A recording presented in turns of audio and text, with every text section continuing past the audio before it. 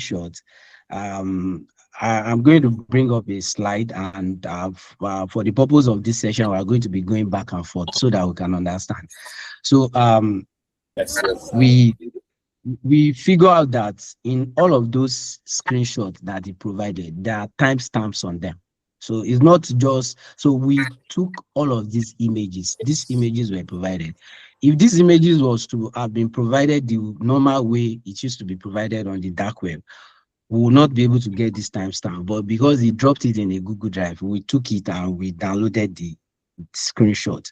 So with this screenshot, there is a way you can look at the timeline and organize when he was doing those particular things, because when you take the screenshot, it's exactly when you have the access, or maybe close to that time, if not the exact time.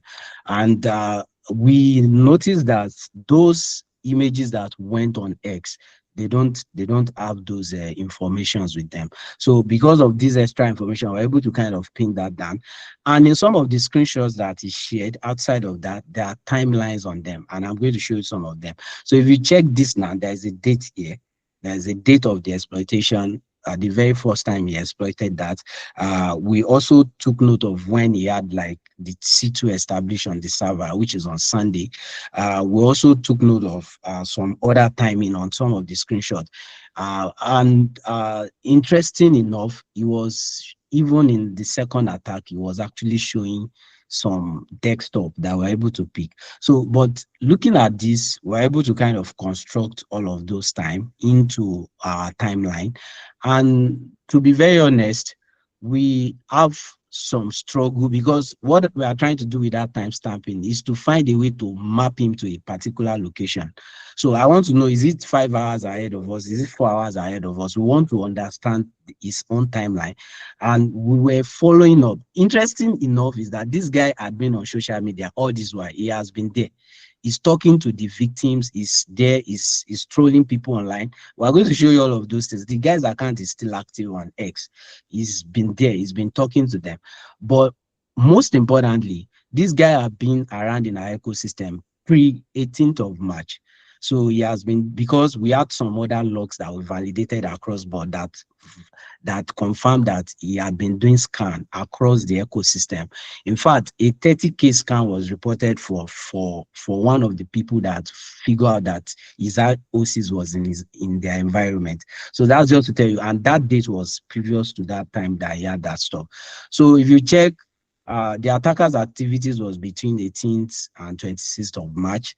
We noticed that in between that period, bank may have been notified and maybe they are taking some actions internally. We saw the social media post came up on the 27th. We believe that maybe some report might have gone, like some internal actions might have taken place with the bank, but maybe they're not just saying anything publicly. But in all of this, while we are doing all this reconstruction, we are also trying to update the national SAT. The Data Protection Commission was also in the notice. We were sharing information with most of the stakeholders. Now you are going to see what we did now. This guy had a recon before that time. So we went back in time. What has he been doing? Because immediately we got some of the IOCs, we started sharing it, and people started confirming these IOCs in their infrastructure. Yes, a particular record of 30K request was made to an infrastructure before that period, and it is a different organization entirely. And on the 17th, on the 18th of March, he did the exploitation. This is his own time zone. We're able to pick this time on his screen. All this time is his own time. Whatever time you see internally here is our own time, the Nigerian time.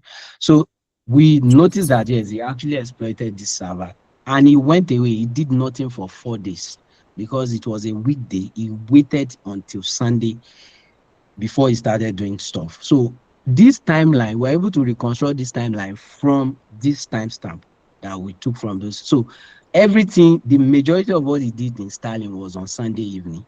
You can check the time from 8 a.m. He stopped at some point and he came back and he was up there. So all of these activities took place within that particular server based on what he has provided. And on the 23rd of March, which is on Monday, we noticed that he started bringing out images that has to do with, he was trying to locate the physical address of the CEO in some of the screenshots, you will see where he added all those things. So we took that and we noticed that yes, those were done on the second day. Then what we were guessing before that time was that maybe the guy was not talking or he was just trying to, and we figured out that the cardinal access was on the 25th of March. That database, that cardinal stone database.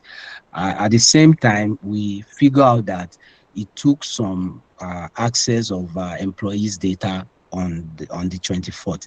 Then we understood the fact that there might be a possible conversations going between him and the bank around this period. Maybe it didn't go well, and then eventually the listing came up.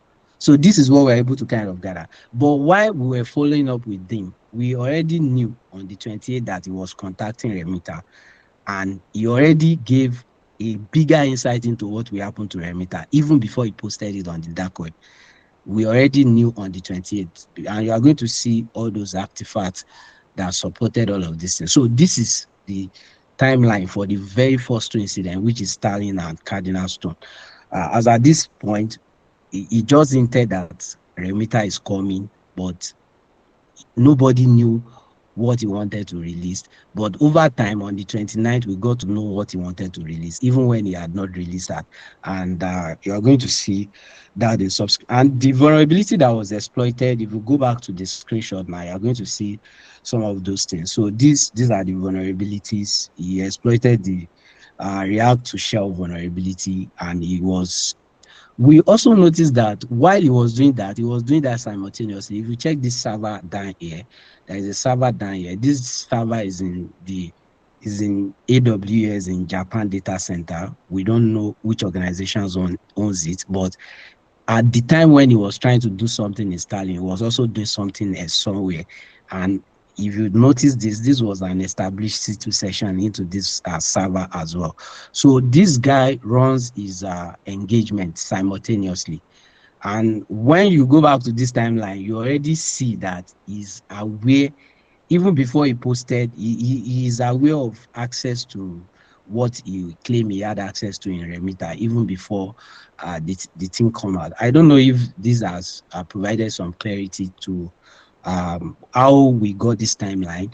We noticed the 4 days gap. So if there have been some detections in place, if that we don't know why he was still able to come back after that 4 days and still, all those gaps are there. So some of this internal data we shared with some stakeholders. We're able to like, oh, this thing, check this IP address, check these things in your systems, and we're able to put those IOCs together. As you can see, some of those IOCs were able to put them together.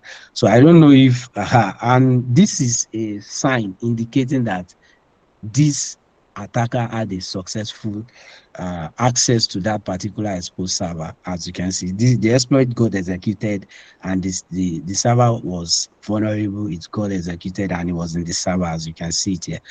And this IP address, this domain was resolving to this IP address actually. So it's an infrastructure that is owned by the bank.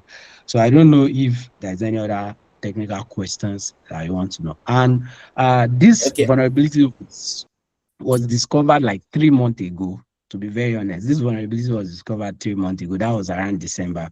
We first noticed that some people were using it to gain access to server and using it to mine cryptocurrencies. I think it was a SOC that reported that, and we also validated it at our own end. So that was like a match in our ecosystem. The only match of React to Shell thing that we've noted in the ecosystem before now was the fact that some people were using it to access the server and mine cryptocurrencies. So I'll stop here for now.